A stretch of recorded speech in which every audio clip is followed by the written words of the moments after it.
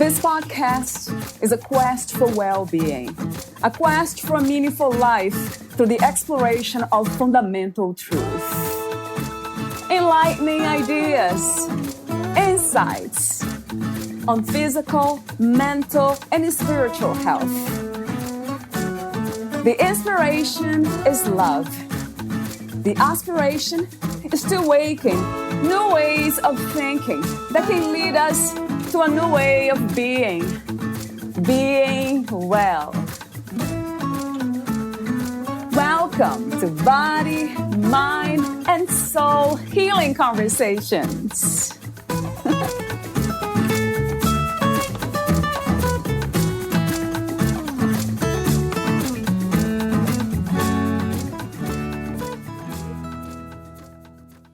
I have concluded, if there is meaning in life, there must be meaning in suffering.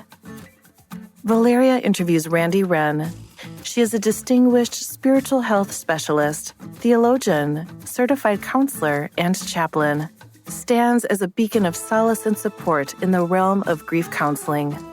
With a profound background in spiritual psychology, Randi holds 2 master's degrees and has undergone extensive training in rabbinical school. Her health of experience extends across various healthcare institutions in Northern California, showcasing a commitment to the well-being of others. Currently operating a private psycho-spiritual practice in Burlingame, Randi specializes in providing compassionate guidance for individuals grappling with grief, healing from trauma, despair, anxiety, isolation, anger, guilt, loneliness, and fear. She delves into the depths of the human spirit, offering expertise in finding meaning and purpose while assisting in the repair of breaches in one's soul. In the face of life's most challenging questions and moments of profound existential reflection, Randi's therapeutic approach is both empathetic and transformative. She understands that in times of grief, individuals seek not only support, but also guidance and wisdom. Randy Ren emerges as a pillar of hope, purpose, courage, and growth, demonstrating that even in the darkest moments, there is a path forward. Her belief in the transformative power of counseling is evident in her practice, where she not only addresses the immediate pain of grief, but also empowers individuals to embark on a journey of healing. Randi emphasizes the importance of tackling not only the symptoms, but also the root causes, helping clients navigate the intricate layers of their emotions and experiences. A true advocate for the transformative potential within each person, Randi Ren carries the conviction that good counselors not only possess hope, but also have the ability to instill hope and foster growth in their clients. She is dedicated to the idea that something can be done, and she is committed to walking that path together with those who seek her guidance. In every session, Randi imparts not only professional expertise, but also a genuine sense of compassion and understanding. She believes in the profound impact of love and hope, considering them her greatest gifts to others. By sharing these gifts, she not only uplifts those in need, but also enriches her own life. For anyone seeking a compassionate and transformative guide through the challenges of grief, Randi Ren stands ready to provide the support, wisdom, and healing that can make a significant difference in one's journey toward hope and growth. Meet Randi at sacredspiritcounseling.com. Here's the interview with Randi Ren.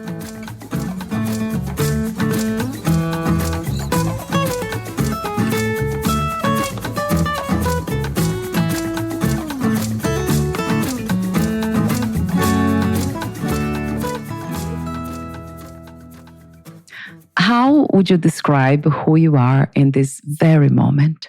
I'm a seasoned spiritual health specialist, theologian, certified counselor, and chaplain. With a foundation in spiritual counseling, I've earned 2 master's degrees and attended rabbinical school. I've served as a counselor throughout Northern California. Currently, I have a private psycho-spiritual practice in Burlingame, where I specialize in grief counseling, healing from loss, trauma, despair, anxiety, isolation, anger, guilt, and finding meaning and purpose. We focus on concerns that are rooted in existence. I provide hope, purpose, courage, and growth, which says something can be done with help, and that's hugely empowering. My belief is good counselors have hope and instill hope and growth in their clients. There is something that can be done, and we can do it together. Passing on love and hope is our greatest gift to others, and in doing so, we raise our own. My goal as a grief counselor is to help my clients acknowledge grief in a way that is not self-destructive, in a way that doesn't make them withdraw or fall into a depression so deep that they don't eat or don't attend to their lives.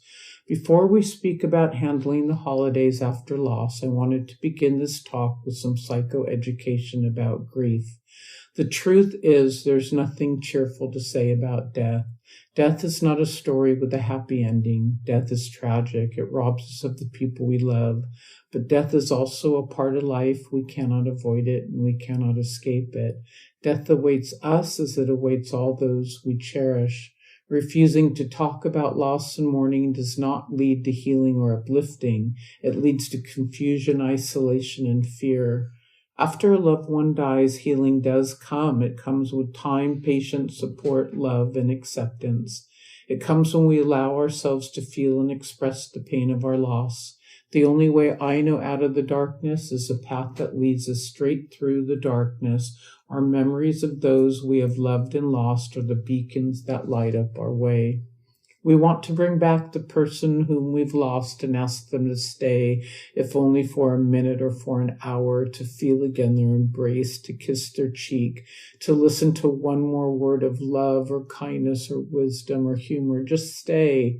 And part of the pain and paradox of living is that they did not stay, and we have to decide what to do with our grief. I have an answer: to become what you have lost. For some of us, we mourn someone who never gave us the love we wanted, and so it's our task in this world to give that missing love that we did not receive to someone else, so that the legacy of love not given will be love given. For others, it is all the love that we did receive, all the goodness, all the kindness, and all the wisdom. And we know a way to honor the memory of the person we have lost is to give that to someone else. What is grief? Grief is the overwhelming storm, like a tornado or an earthquake, that rocks your world so much that you lose your bearing and ability to be happy about anything. You wonder what life is really worth. You wonder whether you can carry on in the face of it. It's like an earthquake. We think we never want to enjoy life again. We never want to sit down to a holiday meal. We never want to because we lost this person who meant everything to us, and yet we have to. And the first thing we usually do when we come back from the cemetery is to have a meal with others who we might not necessarily want to see. But it's a way of yanking us back into life precisely because we don't want to be yanked back into life. Almost everyone I've counseled through this process is astonished at how powerful it is and what deep wisdom it holds, its depth, its meaning. We ask, what are we supposed to do at a time of meaninglessness and chaos, which is what death is? We all need a structure that allows us to hold on. How do we hold on? We need guardrails. We all need an instruction manual for suffering and pain, a map, if you will, to make the journey less terrifying. We need guidance and support, a space for paying attention to our feelings and perceptions. Healing is possible even in the most difficult situations, but we must have the courage to grieve fully, to learn our grief to expand rather than contract our world. It's not about erasing pain. It's about moving to another place so that our perspective on the loss in our life and the nature of being human shifts in such a way that enables us to once again embrace life, to write a new contract with life. We have to if we are going to survive the trauma of our losses. The benefit of living in a world that is comfortable discussing death is that it becomes a world capable of embracing life. The holidays and being with others. Loss draws people together, especially today in this age of loneliness. We have support. In an age of drift, we have purpose. We have those who can guide us and those who can sit beside us through the grief to meaning and hope. Those who are mourning need a calmness of soul from those who care for them. What loss cries for is not to be fixed or to be explained, but to be shared and eventually find its way to meaning. When we experience a loss, a hole opens up inside of us. We bleed through that opening, but very slowly the immediate agony subsides and we begin to heal with scar tissue. The hole remains, but instead of allowing only a constant stream of emptying, it begins to permit things to enter. We begin to receive some of the love and wisdom that loss has to give us. This is the time to create meaning. Nothing can make the pain disappear. The loss endures and time will not change that truth, but now it has some purpose. I want to make an analogy to trees. The truth is, trees, like people, are fragile, and the tallest tree can be cut down with a few strokes, and there's no better example of this than our own tree, the California sequoia. The California sequoia is one of the largest trees in the world. It's towering. If you've ever visited the forests of Northern California, you're astonished at the height and the girth and the width and the strength of the tree. But here's something that you may not know about the sequoias. Their roots are extremely shallow. A sequoia standing by itself can practically be blown over by a strong wind. It's a giant tree with shallow roots. So how does it survive? It survives because it grows in forests, and its roots intertwine with the roots of the other sequoias. Together, they are impregnable. Together, you can't knock them down, and that's why we need support. The power of grief and loss is enough to level anyone. We don't lose alone. We hold each other up. We intertwine in our roots. Handling your holidays. It's the holidays, and the world is filled with new growth, color, and cheer. Holiday greetings are spoken. There's so much to do. It's a festive time of year filled with joyous celebrations and family gatherings.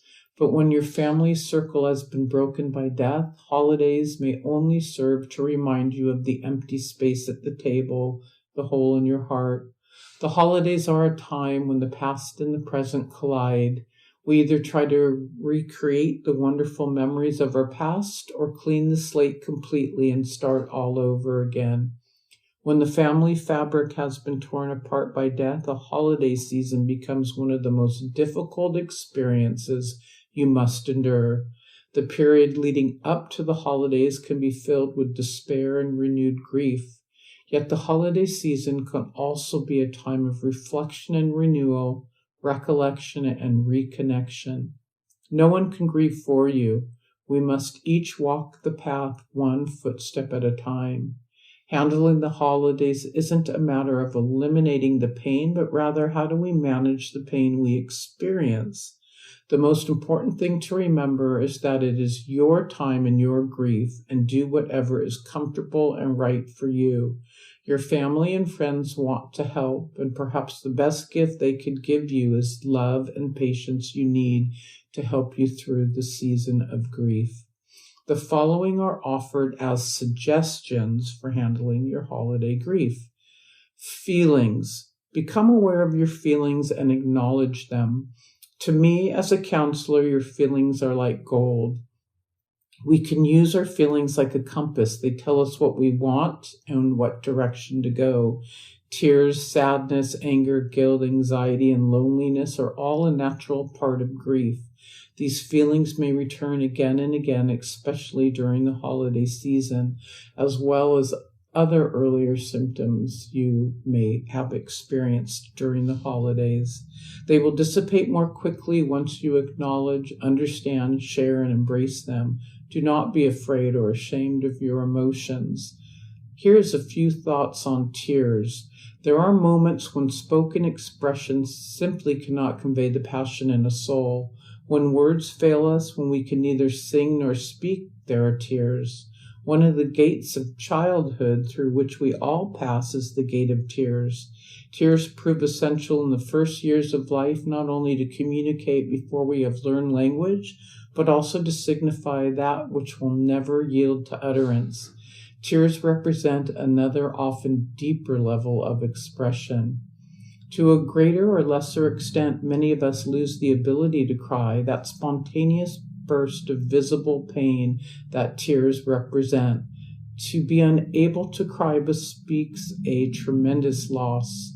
For expressions of both joy and sorrow, tears well up from a sight words cannot reach. Weeping uncovers a tender part of the self, a part that seeks comfort and hopes for healing. As the psalmist writes, they who sow in tears shall reap in joy. Memory. One of the things that is remarkable about memory is that when you lose someone you love, your relation to them continues to change. That is, it's a living relation because their legacy unfolds in you and you understand new things as time goes on. So it's a dynamic process. It's not stuck in time. Memories are living parts of us, not photographs fixed in time. They change and grow as we change and as we learn new things. Our loved ones live on in many ways. They live on in our hearts as we remember them. The playwright J.M. Barrie said, "We have memories so that we might have roses in December." That is, even when the leaves have fallen, we can remember their beauty. It's important to remember that there is a duality to memory. Sometimes it feels like a sweet caress and other times like a punch in the gut. Mourning is an important dance with memory and continued connection with the person we love. It's learning to find a way to make peace with it and connect. We cannot replace what has been lost, and the pain will remain. However, we will not always hurt so often. But when it does hurt, it's bad. Like a large and powerful wave, we need to go under with it, not fight it, as this will cause us to swallow water and perhaps drown. But learn to go under with it, float with it, wait for the waters to calm, and then stand up. We need to focus on those memories that best serve us in our lives and move us forward with peace, with hope, with love, and with strength. We also need to make peace with what cannot be resolved about the person who passed.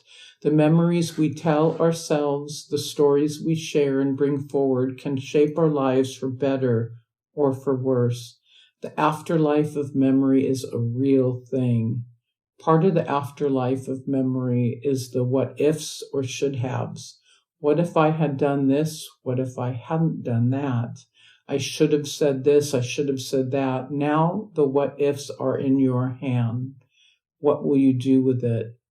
Don't only carry with you the pain, but also carry with you the promise that you are still here, and the debt you owe your loved one is not only memory. It is to live, to continue to create, continue to love, continue to grow.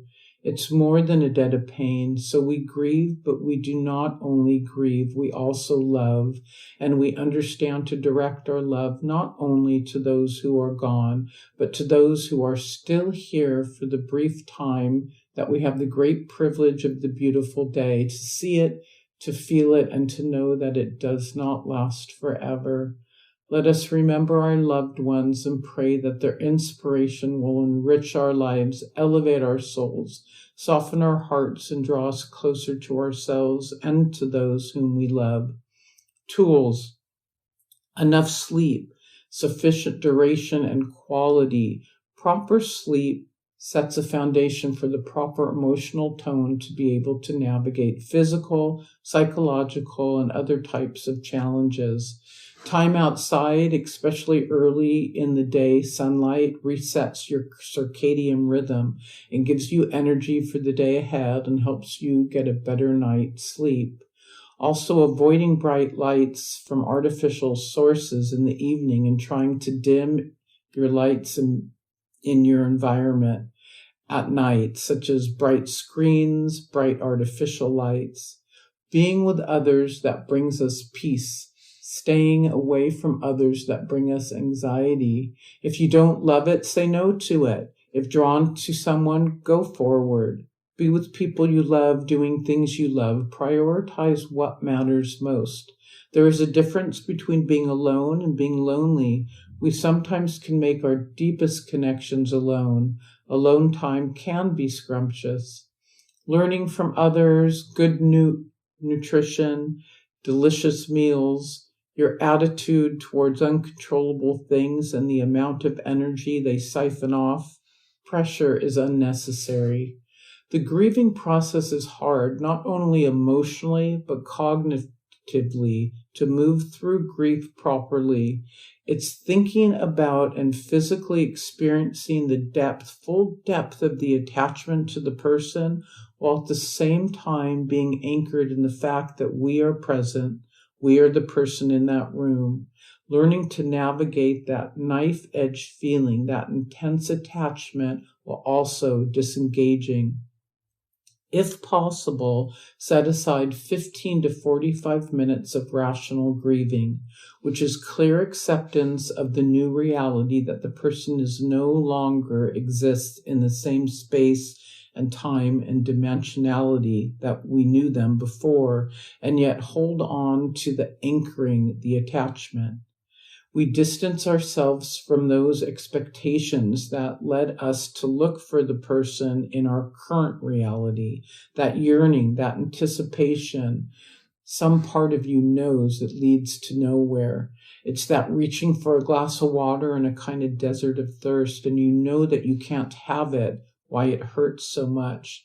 This is difficult cognitive work, to hold on to the past while trying to experience the deep emotional attachment, while at the same time severing from or distancing ourselves from the expectations that they'll suddenly show up in our reality.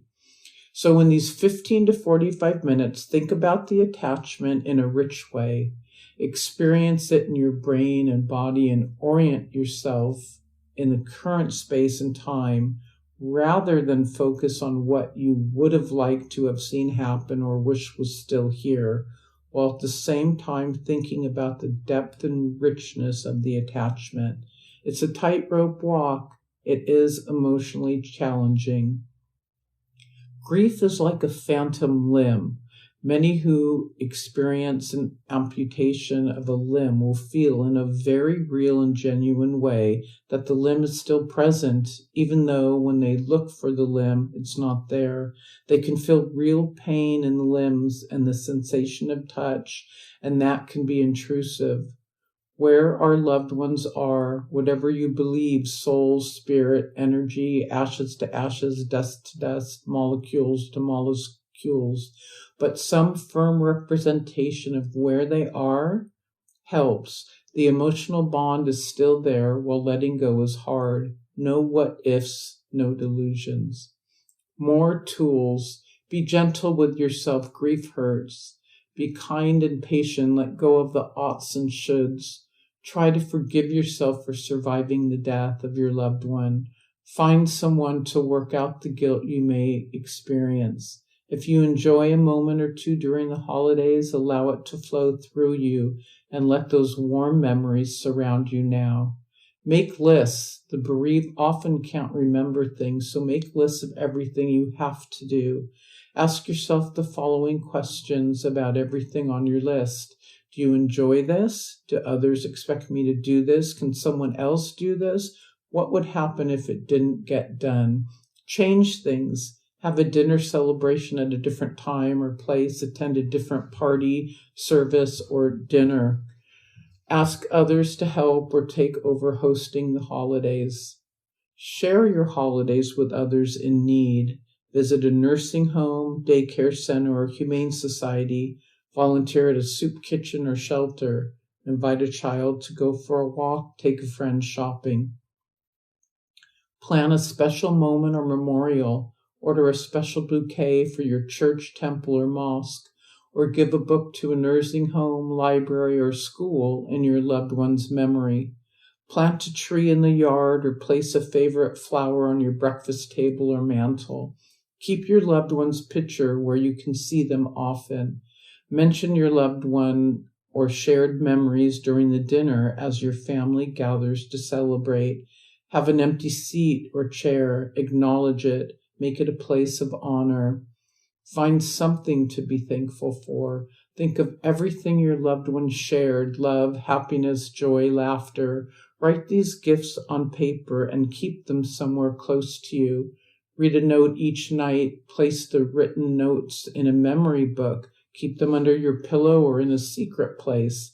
Wherever you place them, know that these small pieces of paper are tangible evidence that someone lived and loved us, and that we are rich beyond measure because of the gifts they shared with us. Light a candle. Light a special candle in celebration and gratitude for your loved one's life. This can be done on the eve of the holiday of the year that is significant for you and your loved one. Know that you carry this light within you always. No light that was born in love can ever be extinguished. This is a journey through pain in 3 stages: surviving, healing, and growing. It's an exploration of pain's fierce, liberating, sorrowful, comforting, ugly, beautiful truths. The deepest truth, the truth that when we must endure, we can endure, that we can be good even when we cannot be happy, and that the sun rises no matter how dark the night. I have concluded if there is meaning in life at all, then there must be meaning in suffering. We need to live so that our pain has meaning. There is something therapeutically healthy about making loss matter. The more you learn to make your loss matter, the more you will be able to be strong enough to make others' loss matter. I carry the strength and wisdom to summon courage when I experience hardship. I use it to guide others towards a positive path, find the strength to get through suffering and dealing with the next phase of their life, whatever that may be. May your loved ones continue to be with you. May they bless you and inspire you to goodness in death as they did in life. Thank you so much for your presence and for our meaningful collaboration and connection.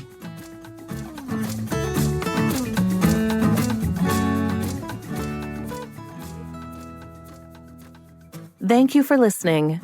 To learn more about Randi Ren and her work, please visit sacredspiritcounseling.com.